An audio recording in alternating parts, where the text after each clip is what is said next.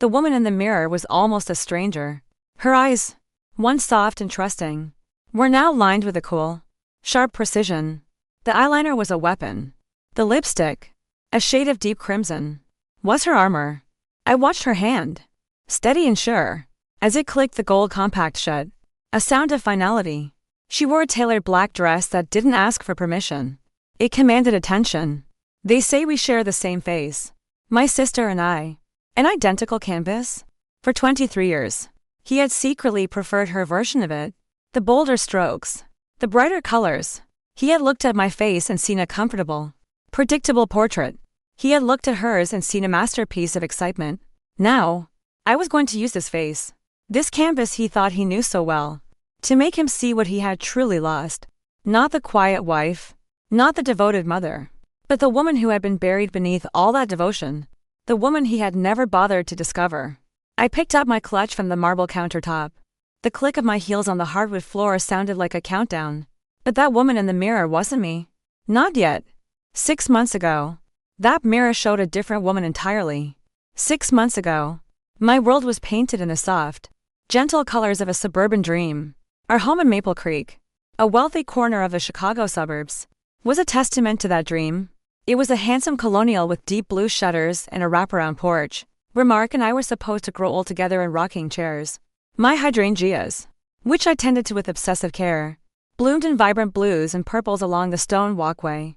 The lawn was always perfectly manicured, a lush green carpet that smelled of fresh cut grass and contentment.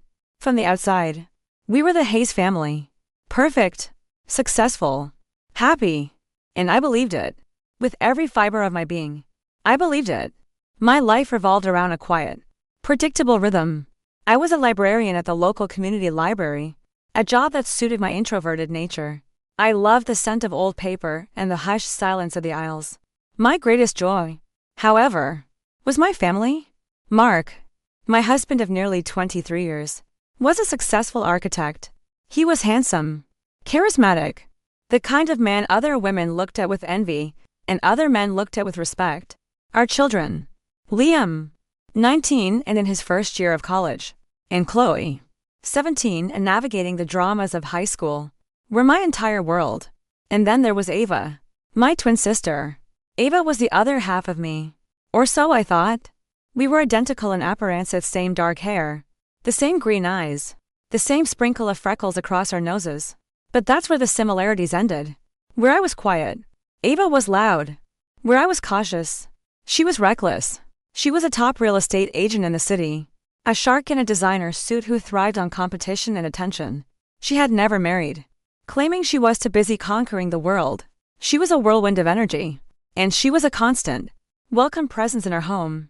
She was the cool aunt, the fun one, the one who brought expensive gifts and told wild stories about her life in the city. She was at our house for dinner at least 3 times a week. That evening was no different. We were just days away from my 23rd wedding anniversary with Mark. I was in the kitchen, putting the finishing touches on a lasagna, the familiar, comforting smell filling the air. Smells divine. Evie, Ava said, breezing in. She dropped a kiss on my cheek.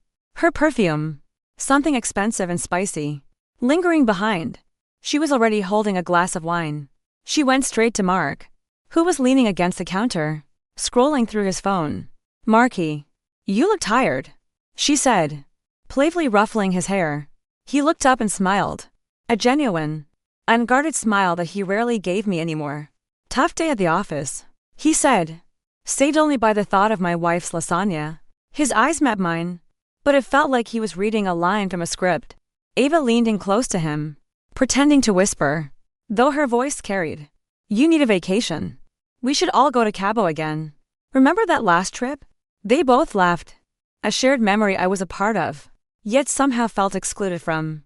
On that trip, I had gotten a terrible case of food poisoning and spent 2 days in the hotel room. Mark and Ava had gone snorkeling and exploring together. They'd come back with sunburns and inside jokes that lasted for weeks. That's just Ava, I'd tell myself. That's just their dynamic. I had been telling myself that for years. Liam and Chloe came thundering down the stairs. Chloe immediately hugged her aunt. Aunt Ava, did you see the pictures I sent you of my prom dress? Of course. Sweetie, you're going to be a knockout. We should go shoe shopping this weekend. My treat. Really? Chloe's eyes lit up. Anything for my favorite niece. Liam gave his aunt a sideways hug. Hey, Aunt Ava. Dad, did you see the email from my professor? I got an A on my midterm paper. That's my boy, Mark said, beaming with pride. He clapped Liam on the shoulder. Brains and good looks. You get it all from me. Everyone laughed. I smiled, serving the lasagna onto plates. This was my life. The happy chatter. The beautiful home. The loving family. It was everything I had ever wanted. So why did I sometimes feel like a ghost in my own home? A quiet stage manager making sure the play ran smoothly while the real stars were on stage. I dismissed the thought as quickly as it came. It was just pre-anniversary jitters. 23 years was a long time. It was natural for things to settle into a comfortable routine. Passion couldn't burn like a wildfire forever. It mellows into a warm, steady glow. That's what I told myself. That was the story I clung to. Later that evening, after the kids had retreated to their rooms and Ava had finally left in her sleek black sports car, Mark and I were cleaning up the kitchen. Ava seems in good spirits, I said, rinsing a plate. She's closing a huge deal downtown. A commercial property. She's a force of nature. That one. Mark replied, his voice full of admiration. He was always full of admiration for Ava. When he spoke about me, his voice was full of affection. A placid, gentle affection, like one might have for a comfortable old sweater. Our anniversary is on Saturday, I said softly, trying to steer the conversation back to us. I was thinking we could go to that little Italian place downtown where you first proposed. He dried his hands on a towel. His back to me. Sounds nice, honey, but I might have to work late on Friday, so a Saturday night out will be perfect. He turned and gave me a quick kiss on the forehead. I'm exhausted. Going to head up to bed. And just like that, he was gone. I stood alone in the pristine kitchen, the silence buzzing in my ears. The warmth from our family dinner had evaporated, leaving a familiar, subtle chill in its place.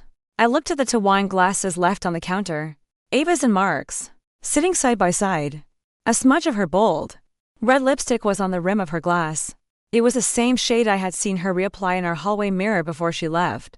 So vibrant, so confident, so unlike me. The next few days passed in a blur of anticipation. I bought a new dress for our anniversary dinner, a simple but elegant navy blue silk. I booked a reservation at Giovanni's, our special spot. I told myself this was a milestone, a new beginning. We had raised wonderful kids. We had built a beautiful life. Now was our time. On Thursday, 2 days before our anniversary, I decided to take the afternoon off from the library to do some gardening. It was a beautiful autumn day in Illinois. The air crisp and the sun warm. The leaves on the maple trees that lined our street were turning brilliant shades of orange and red. I was on my knees, pulling weeds from around my beloved hydrangeas, when I heard Mark's voice. His office was on the ground floor, at the back of the house. He usually kept the window closed, but today it was cracked open just enough for his voice to drift out into the garden. He was on the phone. I smiled to myself, assuming it was a client. Mark was always working, but the tone was wrong. It wasn't his professional, commanding architect's voice. It was lower, more intimate, and it was laced with a kind of cruel amusement that made the fine hairs on my arm stand up. I know, he was saying. He chuckled. It was a low, conspiratorial sound. You have to be patient just a little while longer. A pause. I froze, my hand hovering over a stubborn weed. My heart started to beat a little faster. This was a private conversation. I should move away. I should grant him his privacy. But my feet felt like they were rooted to the ground. Of course I miss you, he said, his voice dropping even lower, becoming a caress. My stomach clenched. He never used that tone with me. Not anymore. Evie is just predictable. You know, predictable. The word hit me like a stone. It was one thing to feel it, to suspect it in the quiet moments of my own insecurity. It was another thing to hear it spoken aloud by my own husband, dripping with such casual disdain. My breath caught in my throat. I should leave. I had to leave. But I couldn't. I was trapped by a horrible, magnetic curiosity. Who was he talking to? A new associate at his firm? An old friend? My mind scrambled for a logical, innocent explanation. And then he said the words that shattered my world. He laughed again. A sound completely devoid of warmth. Her body, God. No comparison. Your body is 100 times more captivating. Haha. Don't worry. I'll ask for the divorce right after the anniversary. It's the right thing to do. Make a clean break after the big milestone. It will look better that way. The world went silent. The chirping of the birds, the rustle of the leaves, the distant hum of a lawnmower, it all faded away into a deafening roar in my ears. My hand, still holding the small gardening trowel, began to shake. Divorce. After the anniversary. It will look better that way. The cold, calculated cruelty of it stole my breath. 23 years. Reduced to a performance. Our anniversary wasn't a celebration. It was a final curtain call. He was leaving me. He was leaving me for another woman. A woman whose body was 100 times more captivating than mine. Tears welled in my eyes. Hot and thick. Blurring the vibrant colors of my garden into a meaningless smudge. I scrambled backwards on my hands and knees. Crab walking away from the window. Desperate to be out of earshot. As if I could unhear what had just been said. I hid behind a large rose bush. My body trembling uncontrollably. I pressed a dirt-caked hand to my mouth to stifle a sob. My perfect life.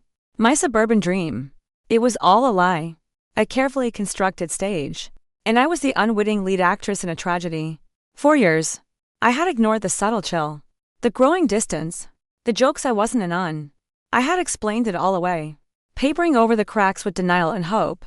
But there was no explaining this. This was a gaping, bleeding wound. I stayed hidden in the garden for what felt like hours. Long after I heard his office door close and his car pull out of the driveway, the sun began to set, casting long, cold shadows across the perfect lawn. I was frozen. Not by the evening chill, but by the magnitude of the betrayal. In my mind, I pictured the other woman. Was she younger? Was she blonde? Did she work with him? My imagination painted 1,000 different faces, each one a stab to my heart. Little did I know. The face of the other woman was one I saw every single day. The face I saw every time I looked in the mirror. The chill of the evening finally seeped into my bones, forcing me back to my feet. I moved like an automaton, my limbs stiff and uncooperative. I walked back into my beautiful, perfect house. The warm lights I had always found so welcoming now seemed harsh and interrogating, exposing every surface as part of an elaborate lie. The framed photos on the mantelpiece mocked me.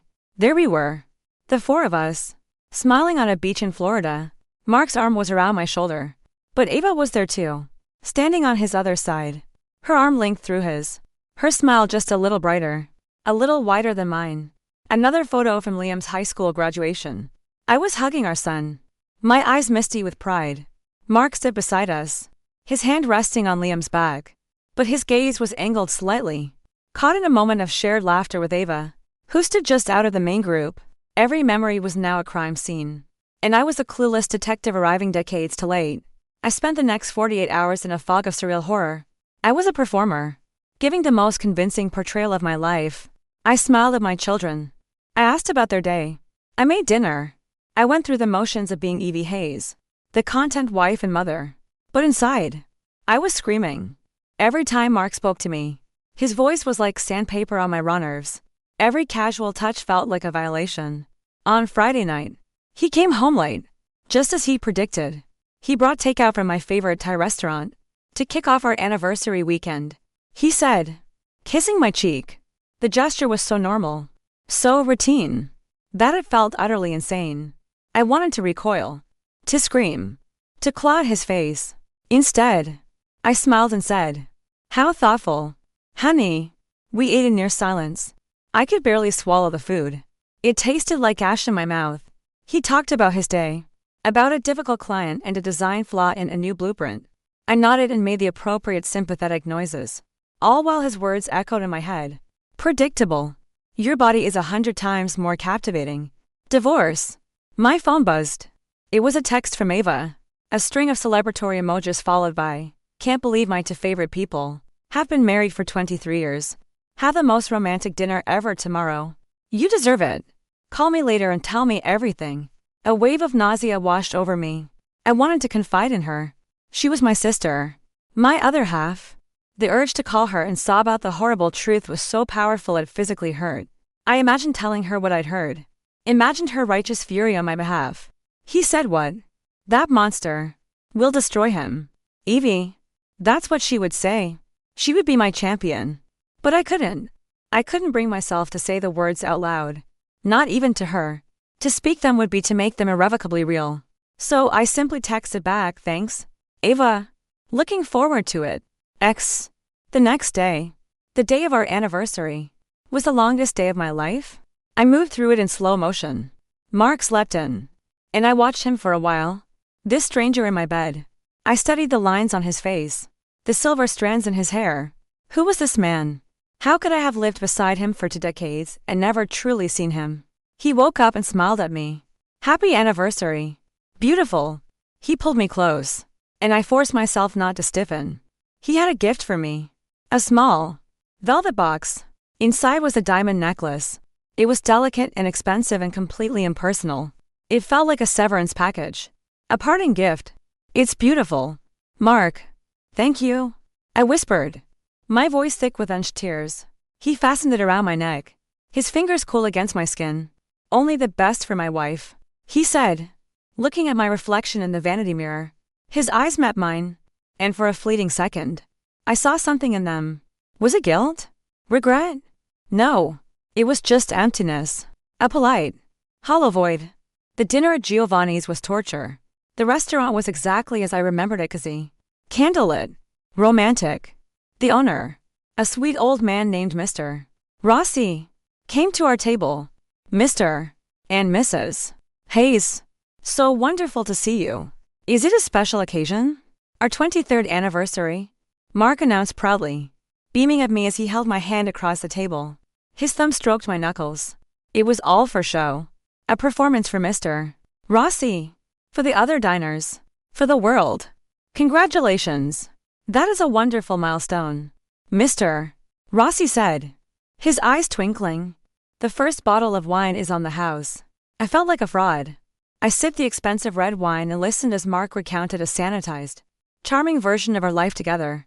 He told the story of his proposal, right here in this very restaurant, embellishing it with details that weren't quite true, making himself sound more romantic, more dashing. I had heard the story 100 times, but tonight, it sounded like he was talking about to other people, and she's been the center of my world ever since. He concluded, raising his glass to me. To my Evie, the best wife and mother a man could ask for. I raised my glass, my hand trembling slightly. Our glasses clinked. The sound echoed the cracking of my heart. I looked into his eyes, searching for a single shred of sincerity, a flicker of the man I had married. I found nothing. I was looking at a beautifully crafted mask. The drive home was silent. The city lights blurred past the window. The necklace felt heavy and cold against my skin. Like a chain. I couldn't do this anymore. The performance was over. I couldn't walk back into that house and pretend for one more second. When we got home, the house was dark and quiet. The kids were staying over at friends' houses, a fact I was suddenly deeply grateful for. Mark flipped on the lights in the foyer. That was a lovely evening, he said, taking off his jacket. I didn't move. I stood by the door, my purse clutched in my hand. Mark. My voice was quiet, but it cut through the air with a strange intensity. He turned, a questioning look on his face. Yes. Honey. I need to ask you something. Of course. Anything. He was still in character. The doting husband.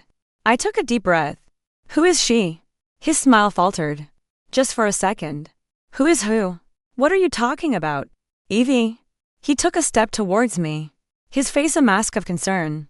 Are you feeling all right? You've been quiet all night. Gaslighting. He was trying to make me think I was crazy. The thought filled me with a sudden, cold fury.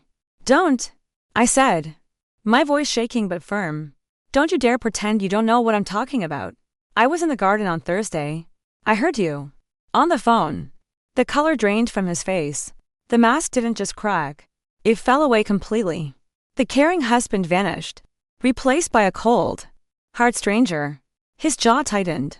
He didn't even try to deny it further. So you were eavesdropping, he said, his voice flat. You're leaving me, I whispered, the words tasting like poison. You're planning to ask for a divorce right after our anniversary, because it will look better that way. I spat his own words back at him. You said I was predictable. You said her body was 100 times more captivating. He didn't flinch. He just stood there, watching me, his eyes devoid of any emotion. "Well," he said with a chilling sigh of resignation, "I guess there's no point in dragging this out then."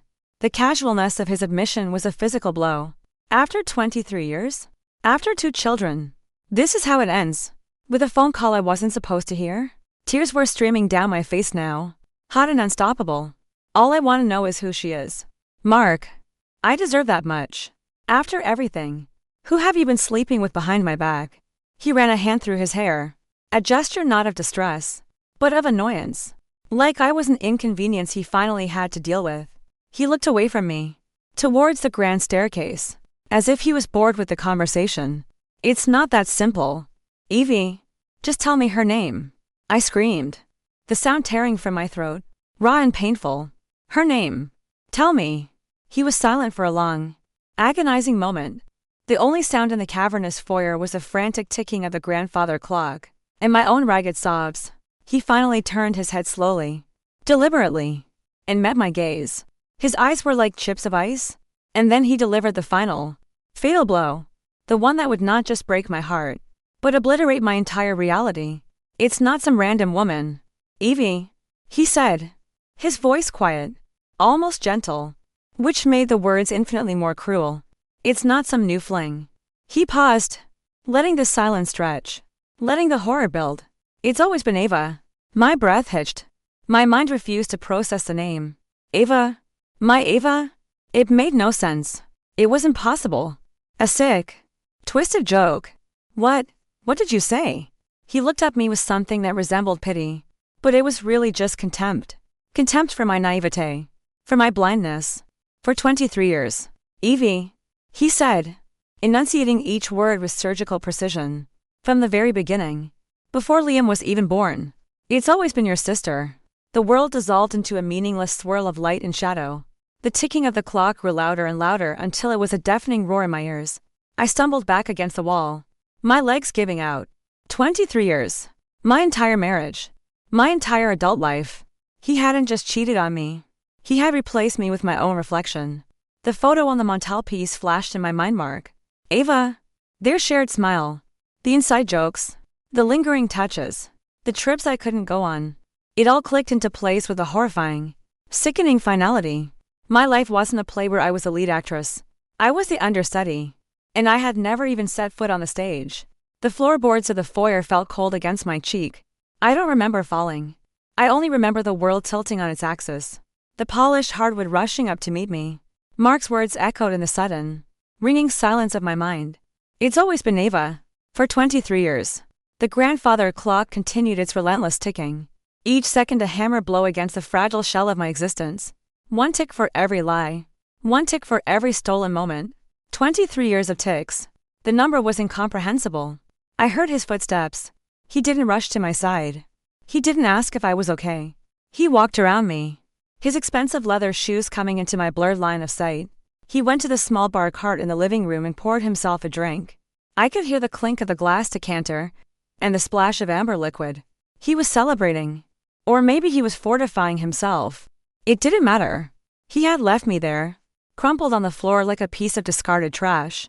My own body felt like a stranger's. I tried to push myself up, but my limbs wouldn't obey. A sob, raw and guttural, tore its way out of my chest. It was a sound of pure, animal pain. He didn't even turn around. "There's no need to be hysterical, Evelyn," he said, his voice cold and distant. "The truth is out. We can finally stop pretending. We should be grateful for that." Grateful.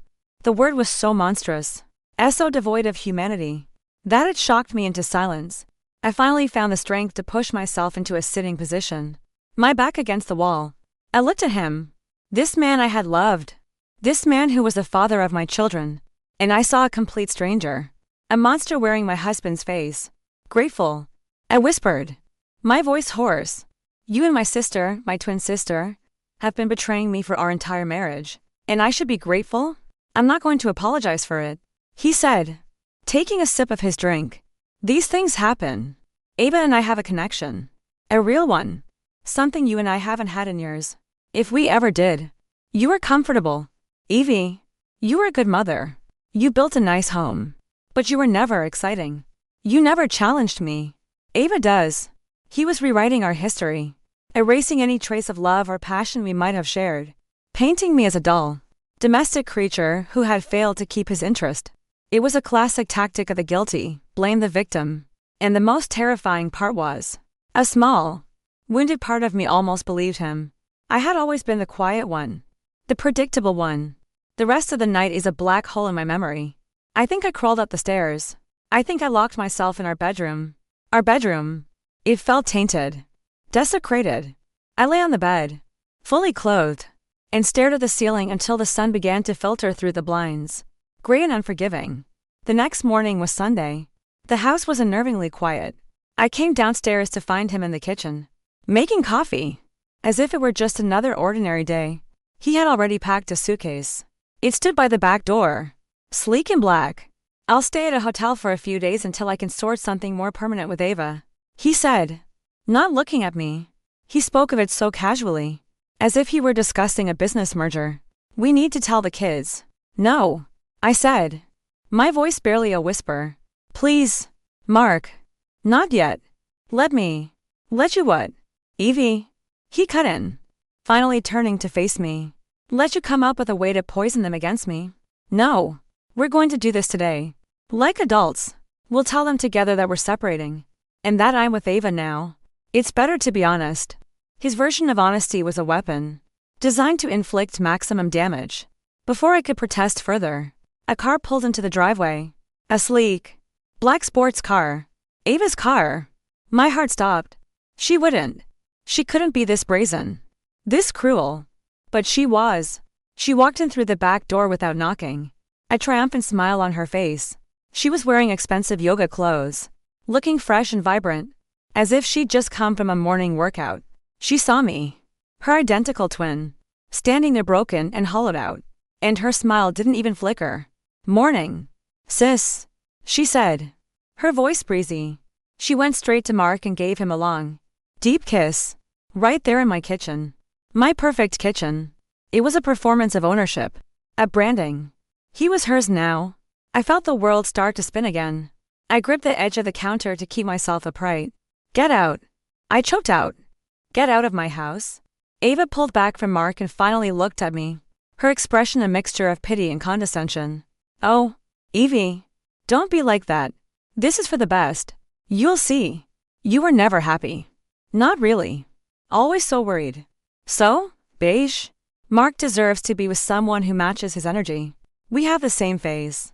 I whispered, the words nonsensical, the only thought my shattered mind could form. She laughed. A sharp, metallic sound. We have the same phase. But that's all. I have the fire. Evie. The passion. He looked at you and saw a quiet little pond. He looks at me and sees the ocean. You can't be angry at him for wanting to sail. Her cruelty was poetic. It was practiced. This was a speech she had been rehearsing in her head for years. She had thought about this moment, planned for it. While I was planning birthday parties and family vacations, she was planning the demolition of my life. 23 years. I said, the words catching in my throat. You stood beside me at my wedding. You held my babies in the hospital. You were my maid of honor, my best friend. And I was in love with your husband through all of it. She finished, her voice hardening. It was torture for me, too. You know, watching you live the life that should have been mine, with a man who should have been mine. But now it's over. We don't have to hide anymore. The kids came downstairs then, drawn by the sound of our voices. Chloe was first, rubbing the sleep from her eyes. Liam followed, already typing on his phone. They stopped dead on the stairs when they saw the scene. Their father, their aunt, standing intimately close. Their mother, pale and trembling, clinging to the counter, the packed suitcase by the door. Mom, what's going on? Chloe asked, her voice small and scared. Mark took charge. He put a protective arm around Ava, presenting a united front. Kids, come sit down. Your mother and I need to talk to you. They sat at the kitchen table, their faces a mixture of confusion and fear. I remained standing, a ghost in my own home, unable to move, unable to speak. Mark delivered the news with a calm, reasonable tone that made my skin crawl. He spoke of growing apart, of different paths. He said that he and I would always be their parents, that we would always love them. And then he dropped the bomb. I've fallen in love with someone else, he said. And in the interest of being completely honest with you both, that person is your Aunt Ava. We have a deep connection, and we're going to be together. Chloe gasped, her hand flying to her mouth. Her eyes, wide and hurt, darted between me, her father, and her aunt. Liam just stared, his expression unreadable, his jaw clenched tight. Ava jumped in, her voice soft and soothing, dripping with practiced sincerity. Sweethearts, I know this is a shock, and I know it's complicated, but you have to understand, this isn't something we planned. Your father and I fought it for a very long time because we didn't want to hurt anyone, especially not you. But some things are just meant to be. We love you both so much. They were masterful manipulators. They framed their decades-long affair as a tragic, epic love story, and their betrayal as an act of courageous honesty. I could see the confusion warring on my children's faces. They loved their cool, exciting aunt. They worshipped their successful, confident father. And then there was me. Quiet, predictable, crying in the corner. Mom! Liam's voice finally broke the silence. It wasn't soft like Chloe's. It was hard, accusatory. Did you know about this? I shook my head, unable to form words. We've been unhappy for a long time. Liam, Mark said, answering for me, controlling the narrative. Your mother, she's a wonderful person. But we've been living separate lives under the same roof. She's been withdrawn, unhappy. I think, in her own way. She pushed me away. And there it was. The final twist of the knife. He was blaming me. In front of our children. He was planting the seed that this was my fault.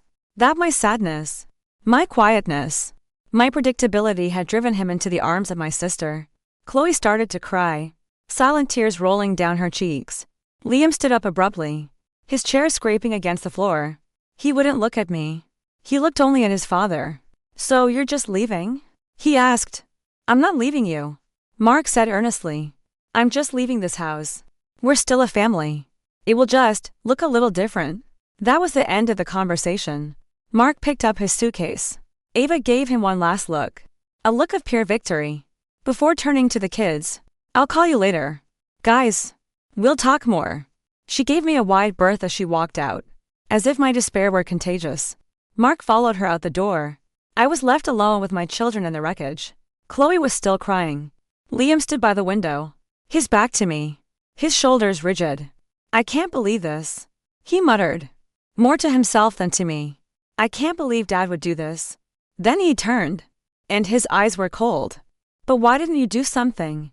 Why didn't you see it? Why didn't you try harder? His words were a punch to the gut. They had worked. Their poison had already started to seep in. In his young mind, desperate to make sense of the chaos, it was easier to blame the quiet, sad mother than to accept the monstrous reality of what his father and aunt had done. I had no answer for him. I sank into a chair at the table, the place where my husband had just sat, and buried my face in my hands. The betrayal was absolute. It wasn't just my husband. It wasn't just my sister. I was losing my children, too. I was utterly and completely alone. The days that followed were a suffocating gray fog. I existed. I didn't live.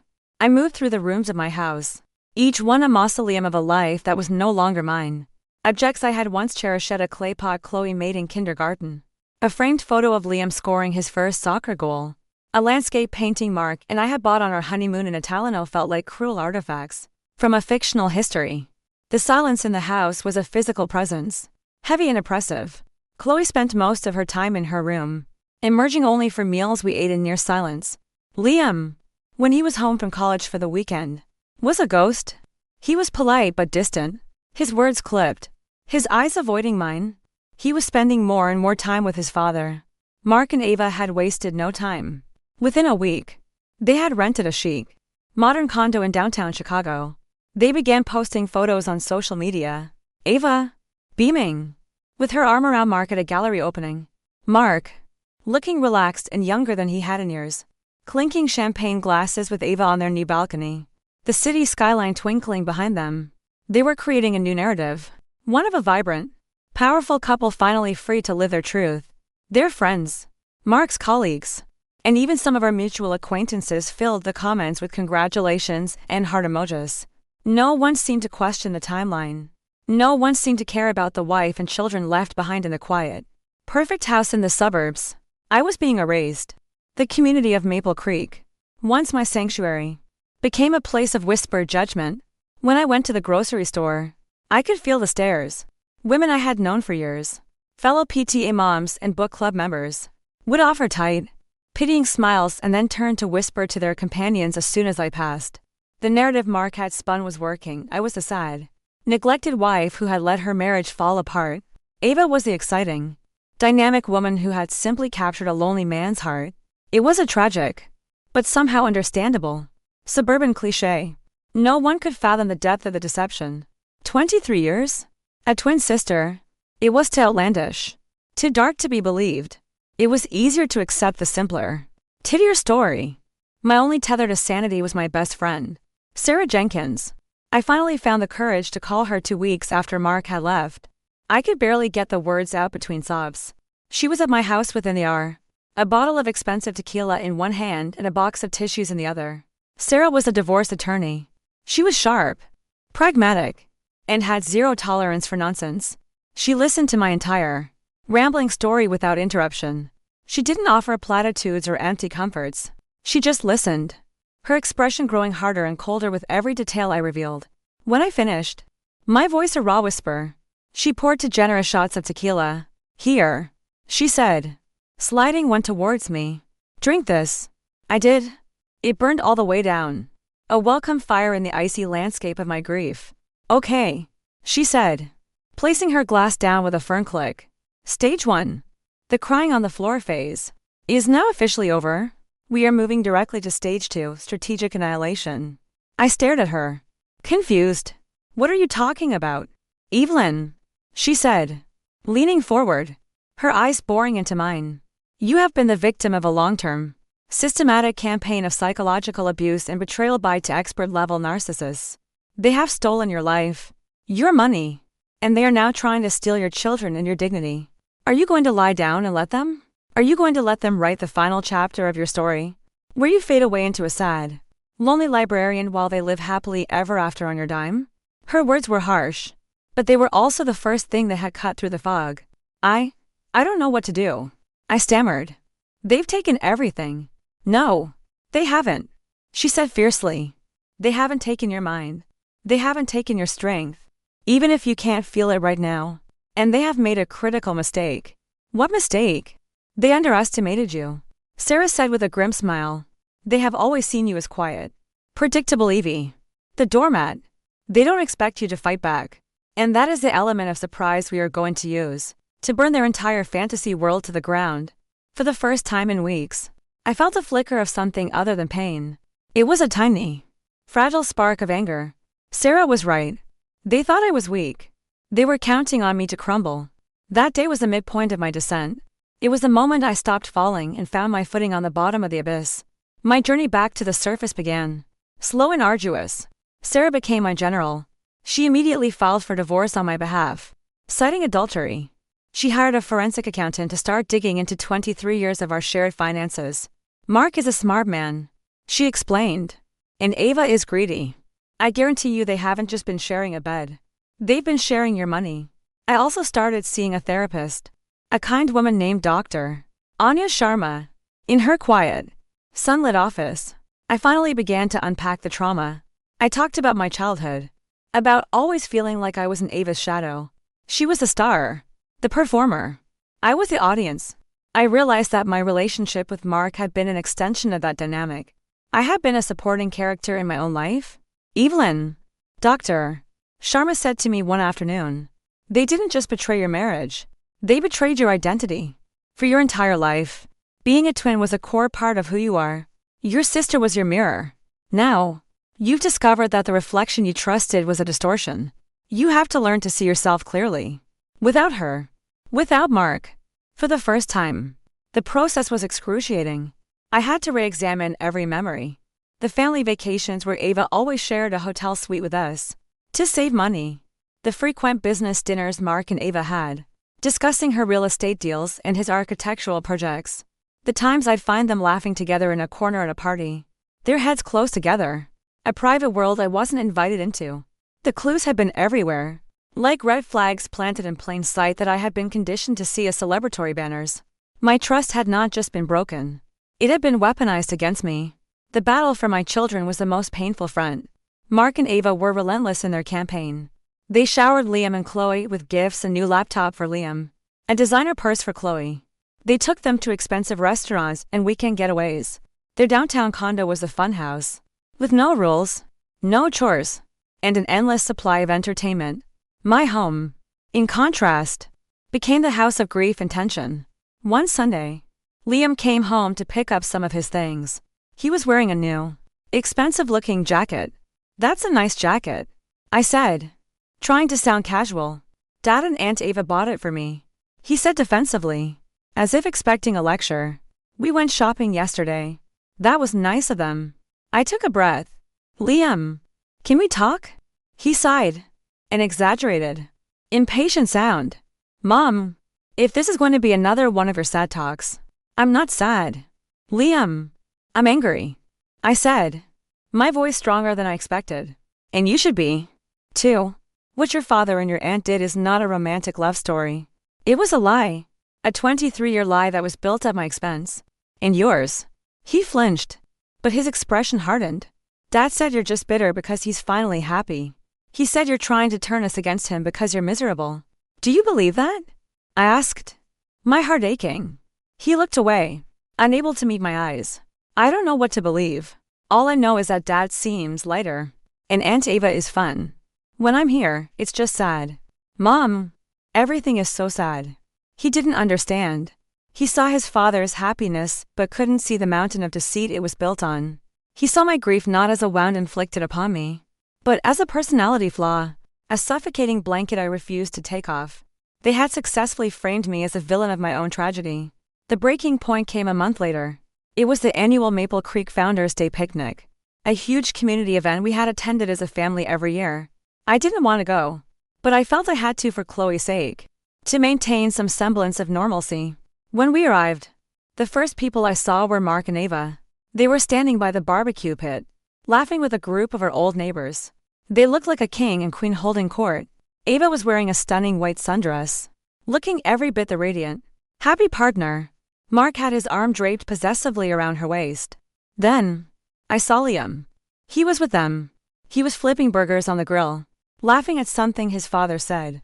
He looked over, saw Chloe and me standing there alone, and his smile vanished. He gave a hesitant, awkward wave, then quickly turned back to the group. He had chosen his side. Chloe's hand tightened in mine. "I want to go home," she whispered. But I was frozen. The public display, the casual way they had usurped my place, my life, my son, it was a declaration of war. Just then, one of the neighbors, a woman named Carol who had been in my book club for a decade, walked past me. She gave me a look that was pure, undiluted pity. "It must be so hard for you, Evelyn," she said, her voice dripping with false sympathy. "But you have to admit, they do make a handsome couple." Something inside me snapped. The grief, the sadness, the weeks of quiet suffering, it all burned away, replaced by a pure, cold, clarifying rage. Sarah was right. They underestimated me. They all did. They thought I would just quietly disappear. They were wrong. I looked at Mark, laughing without a care in the world. I looked at Ava, my sister, my mirror image, who had stolen my reflection and called it her own. I would not be erased. I would not be the sad, predictable woman they had created. I would fight, and I would use the one thing they could never take from me, the truth. My war was just beginning. The Founders' Day picnic was my catalyst. The humiliation, the public pity, Liam's casual betrayal, it all coalesced into a single point of sharp, diamond-hard resolve. I would no longer be a passive victim in the drama of my own life. I was going to become the author of my own ending. I went home and called Sarah. "I'm ready," I said, my voice devoid of its usual tremor. "Tell me what I need to do." "Good," she replied, her tone all business. "First, stop thinking about emotion and start thinking about evidence. Mark and Ava are arrogant. Arrogant people get sloppy. We need to find their mistakes." My new mission began. I transformed from grieving wife to meticulous archivist. Sarah's forensic accountant had already found some anomaly: large, unexplained cash withdrawals and transfers to an account he couldn't yet identify, all dating back years. But we needed more. We needed a smoking gun. My first target was the house. This house had been their secret playground for 2 decades. There had to be traces of their affair left behind.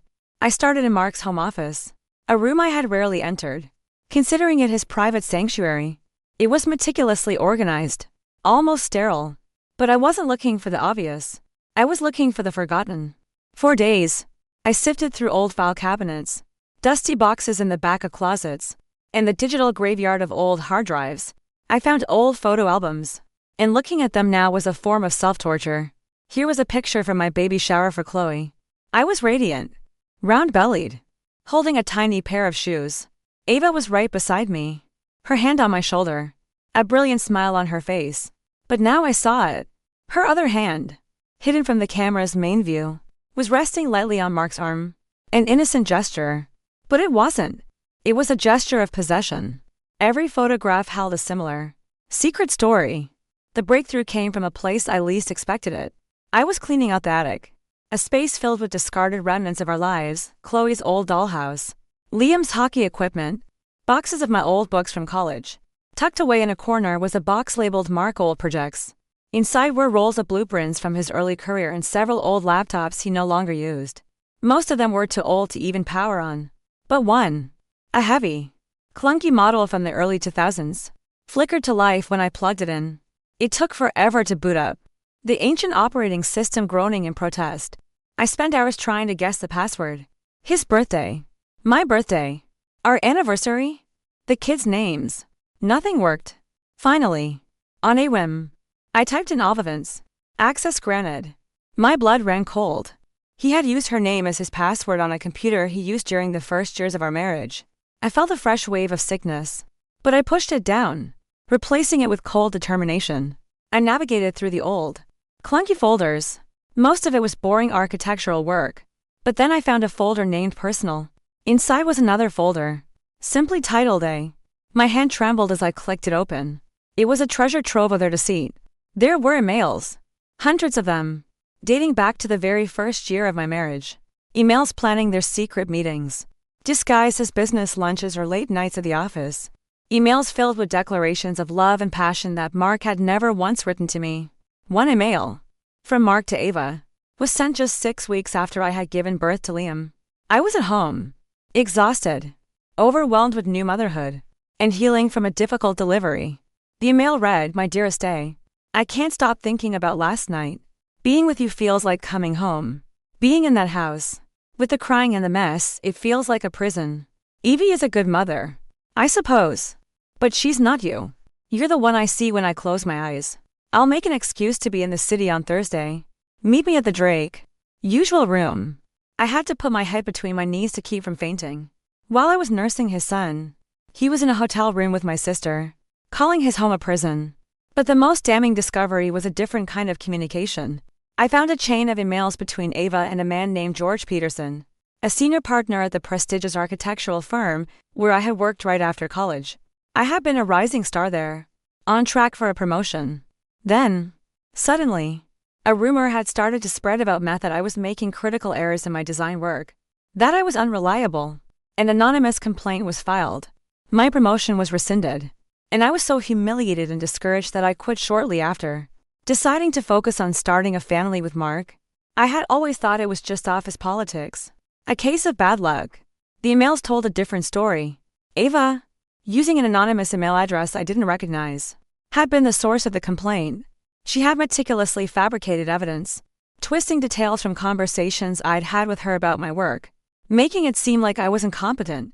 She had fed these lies to George Peterson, an old family friend she knew would listen.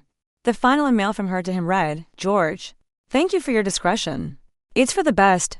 Evelyn is a sweet girl, but she's just not cut out for this kind of pressure. Her talents are better suited to a domestic life. She hadn't just stolen my husband. She had sabotaged my career.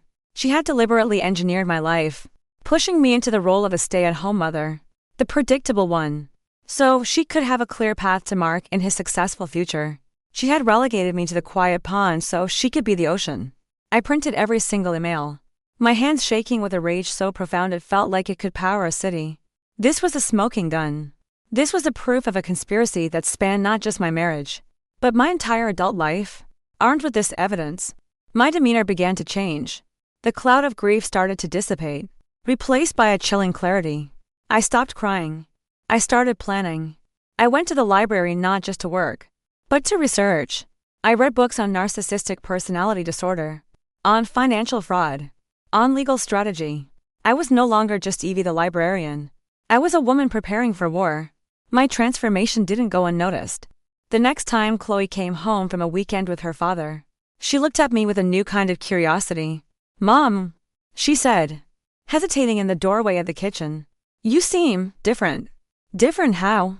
I asked, looking up from the legal pad where I was making notes. "I don't know. Stronger. Maybe. You're not crying all the time." There was a hint of admiration in her voice, but it was quickly followed by guilt. "Aunt Ava says you're just getting cold and bitter. She says you're trying to take all of Dad's money. And what do you think?" "Chloe?" I asked, holding her gaze.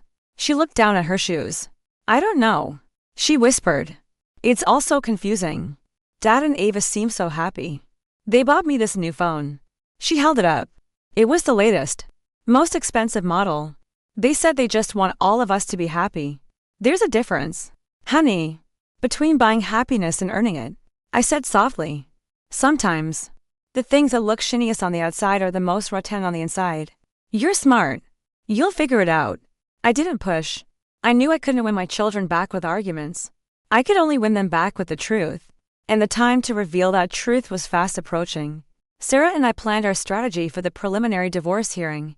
Mark's legal team, a high-powered firm from the city, had filed a motion to have the case settled quickly and quietly, offering me what they called a generous settlement to live on, but a mere fraction of her actual net worth.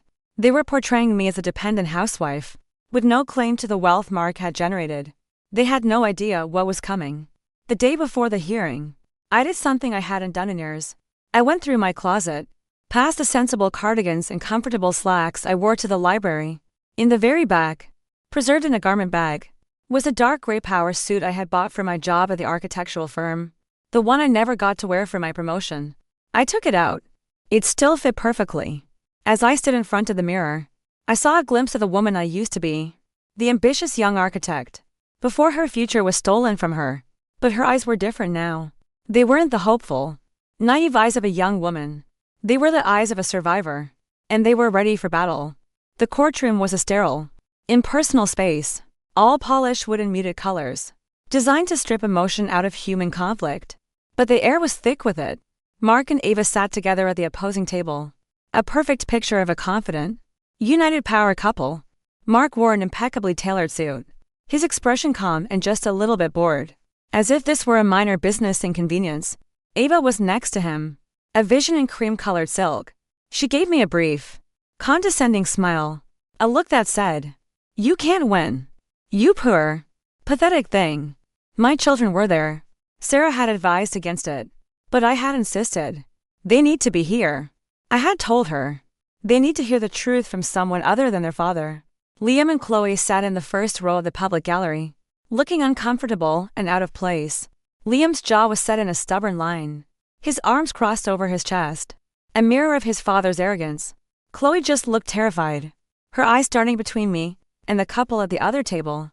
Mark's lawyer, a slick, silver-haired man named Arthur Vance, no relation to Ava, a fact he'd made sure to clarify, began his opening statement. He painted a picture of a marriage that had been emotionally dead for years. He described Mark as a brilliant, hard-working man and me as a quiet, unambitious woman who had been content to live off her husband's success. Mrs.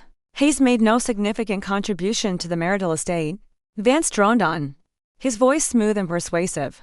Her modest salary as a part-time librarian was negligible. The wealth, the assets, the very foundation of their life, was built by Mr. Hayes' talent and relentless drive. Therefore, our proposal for the division of assets is not just fair, it is exceedingly generous to a woman who was, for all intents and purposes, a dependent. I watched the judge's face. She was an older woman with sharp, intelligent eyes, and she remained impassive.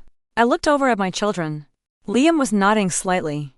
absorbing the lawyer's words as fact. Chloe was chewing on her thumbnail, looking at me with a pained, confused expression. When it was Sarah's turn, she was brief and to the point. Your Honor, Mr. Vance's portrayal of my client is not only insulting, it is a deliberate fiction. We will demonstrate that Mrs. Hayes was not a dependent, but a foundational partner in this marriage, whose own promising career was systematically dismantled by the very people now trying to cast her aside. And we will prove that Mr. Hayes and his partner, Ms. Ava Vance, have engaged in a decades-long conspiracy of both emotional and financial deception. Arthur Vance scoffed audibly. Mark whispered something to Ava, and they both shared a smug little smile. They thought we were bluffing. They thought we had nothing. The hearing proceeded with financial arguments. Their forensic accountant presented a series of charts and graphs. Sarah's accountant countered, pointing out the suspicious cash withdrawals and transfers. Mark's lawyer brushed them off as undocumented business expenses and personal loans to a family member. It was a back and forth of numbers and legal jargon, and I could feel my children's attention waning. This wasn't the drama they had expected. That's when Sarah played her first card. Your Honor, she said, standing up, we would like to address the matter of these personal loans. Mr. Hayes claims he loaned significant sums of money to his sister-in-law, Ms. Ava Vance. Over the years, we have evidence that suggests these were not loans, but a systematic siphoning of marital assets into an account that Mr. Hayes and Ms. Vance controlled jointly. She produced bank statements, obtained through a subpoena, showing a joint account in both their names, opened 22 years ago. Money had been flowing into it from our joint account for decades. It was the account they used for their hotel rooms, their secret dinners, their romantic getaways.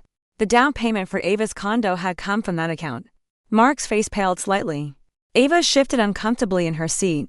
This was a blow they hadn't expected. I glanced back at Liam. His posture had changed. The arrogant certainty was gone, replaced by a flicker of doubt.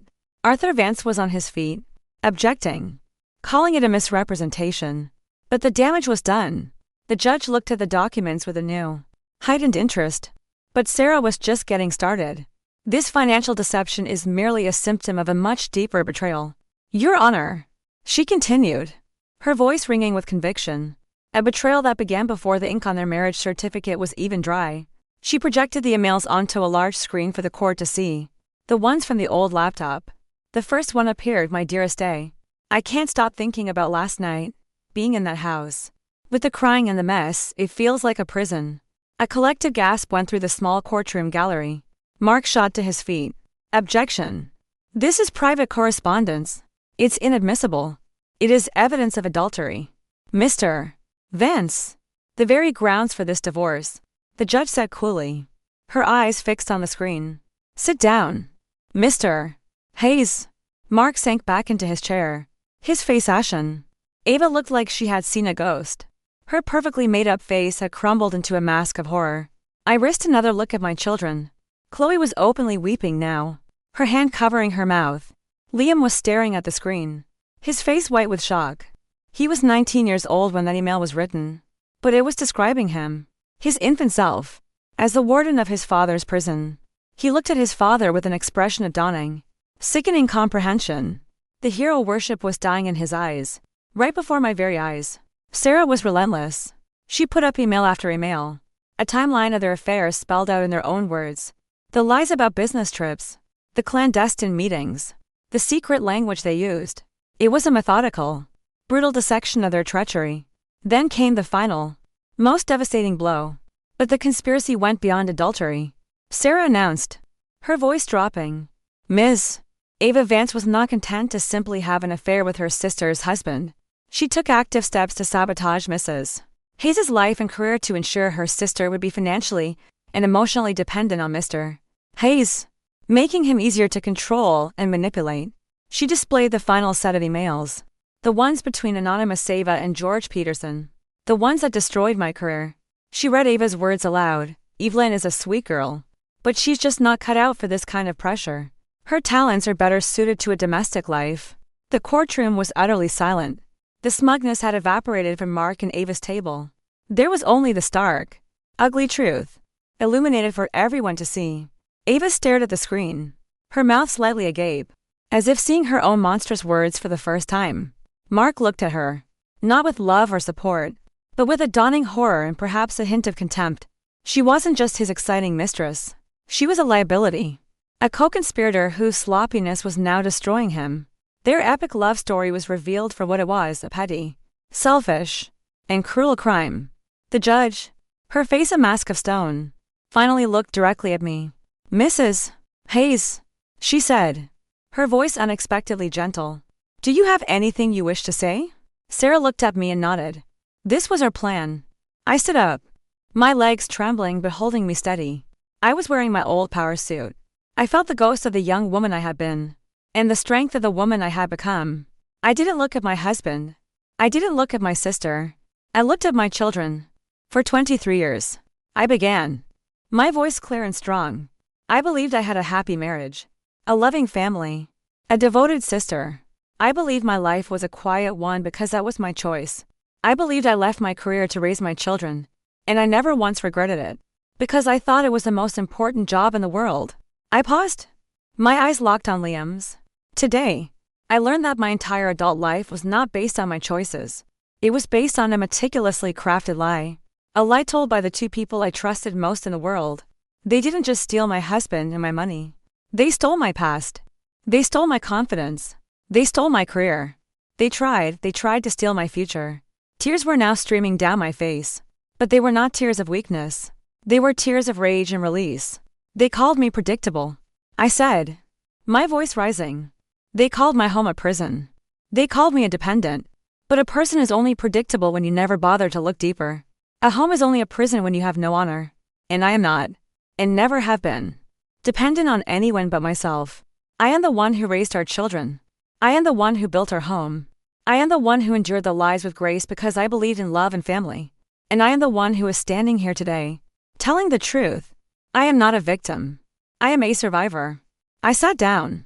The silence that followed was profound. I had not screamed or accused. I had simply laid out the facts. I looked at Liam. His face was streaked with tears. He finally met my gaze. And in his eyes, I saw not just shock and horror, but a deep, gut-wrenching shame. He finally understood. The judge cleared her throat. She looked at Mark and Ava with an expression of undisguised disgust. "This hearing is concluded," she said, her voice like ice. "I will be issuing a temporary order freezing all of the marital assets, including any and all accounts held by Mr. Hayes and Ms. Vance, pending a full investigation. And Mr. Vance," she added, looking at Mark's lawyer, "I would advise your clients to prepare a settlement offer that is not just generous, but astronomical.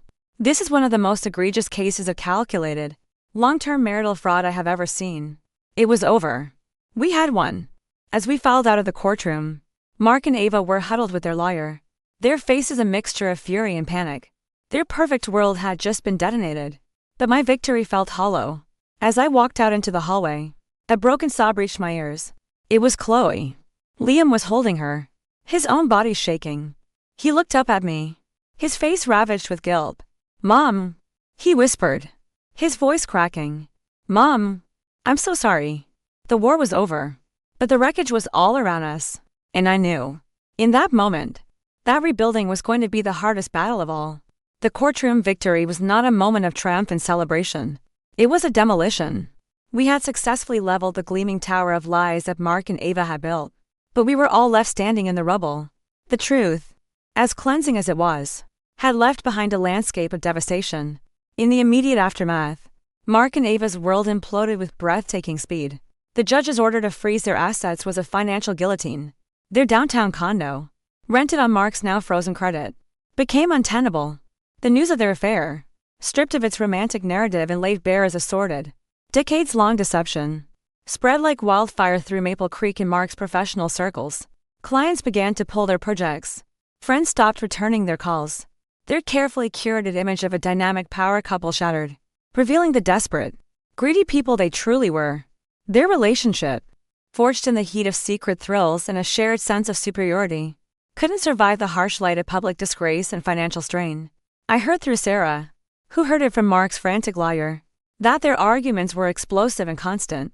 They turned on each other, as narcissists always do when their shared fantasy collapses. He blamed her for being sloppy, for leaving a digital trail. She blamed him for being weak, for getting caught. Their grand passion was revealed to be nothing more than a shared psychosis, and it dissolved the moment the external validation disappeared. Within a month, Ava was gone. She packed her bags, moved out of the condo, and reportedly took a job in another state, vanishing from our lives as suddenly as she had officially entered them. Mark was left alone, a king deposed, stripped of his kingdom, his queen, and his reputation. He was forced to sell the condo at a loss and move into a small, soulless apartment. The divorce settlement was, as the judge had advised, astronomical. Sarah ensured that I received not just my rightful half of the marital assets, but also a significant portion of the money they had hidden, plus punitive damages for the sabotage of my career. I was, for the first time in my life, completely financially independent, secure. But the real work, the work of rebuilding, had nothing to do with money. It had to do with the two shattered children who were now looking to me to make sense of their broken world. The days after the hearing were fragile and tentative. Liam and Chloe moved through the house like ghosts, their faces etched with the pain and disillusionment that made my heart ache. The father they had worshipped and the aunt they had adored had been exposed as villains. The mother they had pitied and blamed had been revealed as a hero. It was a seismic shift in their understanding of the world, and it left them unmoored. Liam was the first to approach me. He found me one evening in the garden, my sanctuary, where I was pruning the last of the autumn roses. "Mom," he said, his voice quiet. He stood a few feet away, his hands shoved in his pockets, unable to look at me. "I don't know how to. I don't know what to say." "You don't have to say anything, Liam," I said softly, not looking up from my task. "No, I do." His voice cracked. "I was a jerk. I was awful to you." I believed him. I believed everything he said about you, about why he left. It was easier to believe you were weak than to believe he was a monster. I finally stopped my work and looked at him. His eyes, the same green as mine, as Ava's, were filled with a profound and genuine remorse. "He's your father, Liam," I said. "It's natural to want to believe in your father, but I should have believed in my mother," he said, a tear rolling down his cheek. "You were the one who was here, always." He was the fun one, the exciting one. He and Aunt Ava, they were like celebrities. And you were just Mom. I took you for granted. I am so sorry. He finally broke down. The tough, arrogant facade he had built for himself crumbling completely. I stepped forward and pulled him into a hug. He was taller than me now, but in that moment, he was my little boy again, sobbing into my shoulder. I held him tightly, my own tears starting to fall. They weren't tears of sadness, but of a painful, cathartic release. This was the beginning of healing. Chloe's journey was quieter, more internal. She spent hours in her room, drawing in her sketchbook. One afternoon, I knocked on her door. She was sitting on her bed, surrounded by photographs, old family photos she had taken out of the albums. She had physically cut Ava out of every single picture. In one, where the four of us stood on a beach, there was now a jagged hole where Ava had been. "I'm erasing her," Chloe said, her voice flat. "She doesn't deserve to be in our memories." I sat down on the bed beside her. "I understand why you want to do that," I said gently. "But we can't erase the past, honey, as much as we might want to. What happened is a part of our story now, a terrible part, but we can't pretend it didn't happen. We just have to learn how to carry it." "How?" she asked, her eyes welling up. "How do we carry something so ugly?" "We learn from it," I said, taking her hand. "We learn what real love looks like. It's not about grand gestures and exciting secrets. It's about who shows up, day after day. It's about who tells you the truth, even when it's hard. It's about who protects you, not who uses you. And we learn what we're made of. We learn that we can survive things we never thought we could." The conversations were not a magic cure. Healing was not a straight line. It was a messy, painful process, full of difficult days and tearful nights. We started family therapy, the three of us. In that safe space, we learned a new way to talk to each other, a language built on raw honesty rather than polite avoidance. Liam had to confront his guilt. Chloe had to work through her anger. And I had to learn how to be a parent to my nearly adult children, not as part of a couple, but as an individual. I had to learn to be just Mom, and to find the strength and wholeness in that. One of the hardest decisions was what to do with the house. It was mine, free and clear, but it was also a crime scene. Every room haunted by ghosts of the past. We should sell it, Liam said one evening at dinner. Move somewhere new. Start over. No, Chloe said immediately. This is our home. Why should we be the ones to leave? We're not the ones who did anything wrong. They both looked at me, waiting for my verdict. A few months ago, I would have deferred, trying to find a compromise that made everyone happy. But the new me was different.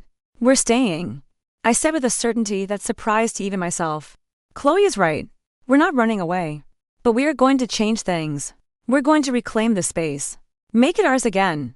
Completely ours. And so we did.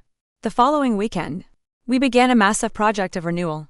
We painted the walls, replacing the muted, tasteful beiges Mark had chosen with bright, vibrant colors.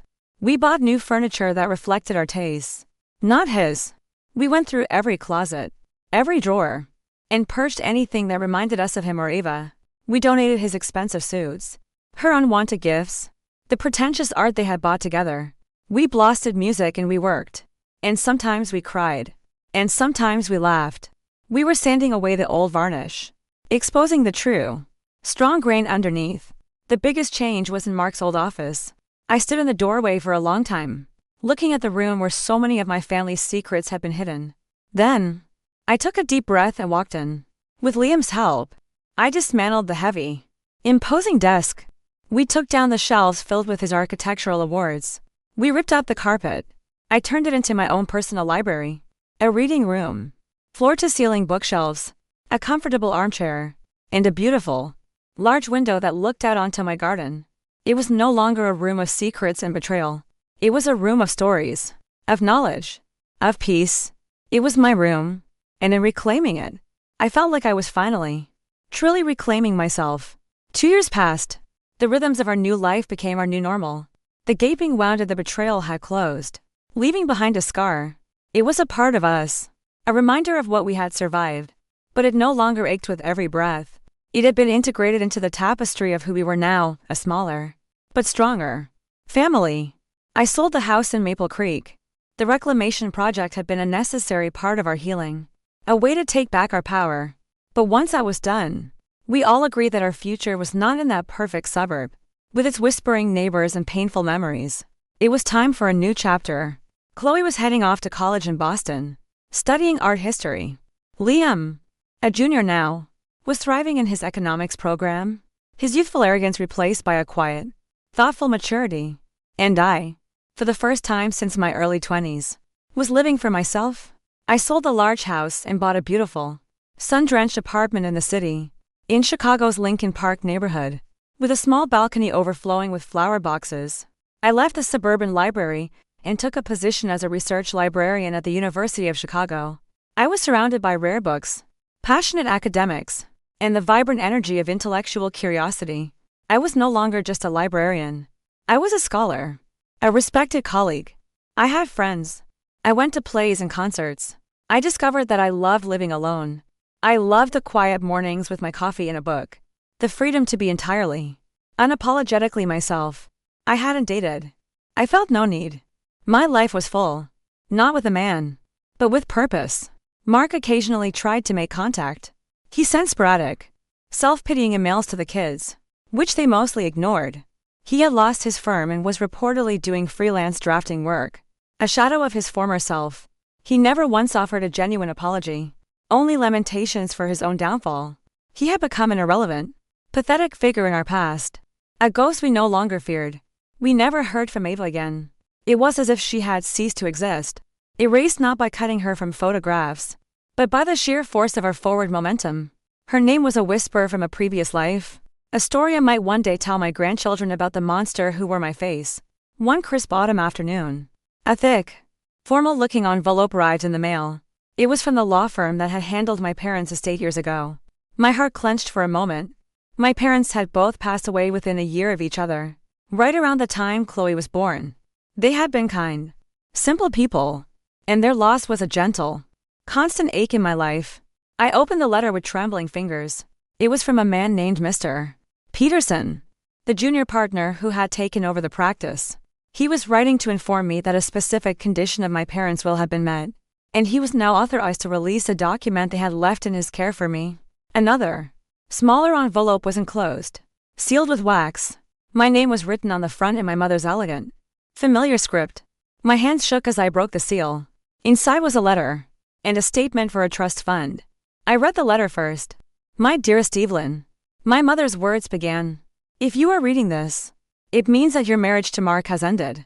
Your father and I pray that this is not the case, that you have lived a long and happy life with him.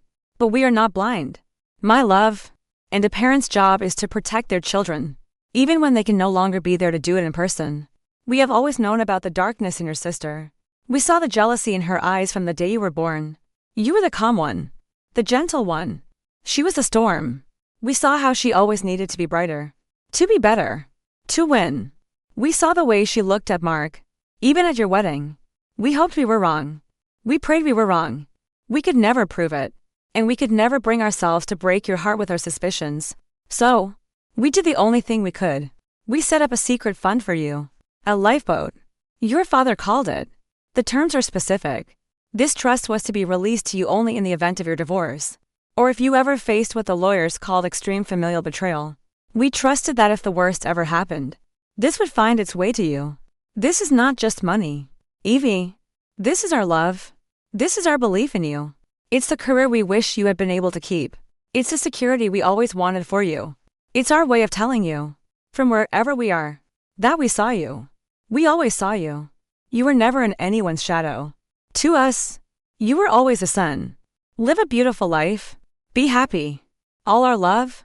Mom and Dad. I lowered the letter, my vision blurred by a flood of tears. I looked at the trust statement.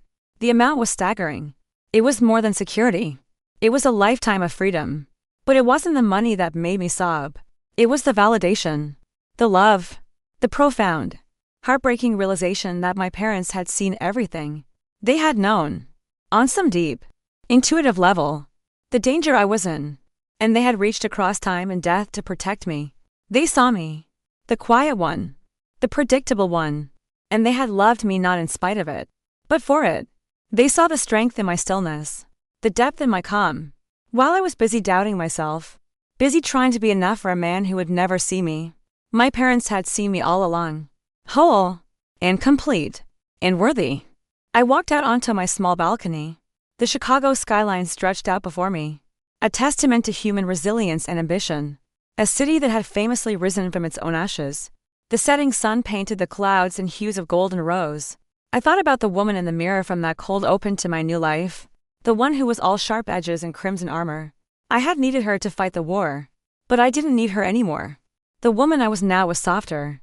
She was scarred. Yes, but she was not broken. She was whole. I looked out at the endless vista of the city, at the lights beginning to sparkle like fallen stars. I thought of my children, safe and happy, building their own lives. I thought of my work, my peaceful home. I thought of my parents' unwavering love. A final, precious gift. A gentle breeze rustled the flowers in the window boxes. For the first time in 25 years, I felt no one's shadow but my own. And for the first time in my entire life, I felt completely, utterly, and blissfully free. I closed my eyes, lifted my face to the last warm rays of the sun, and smiled.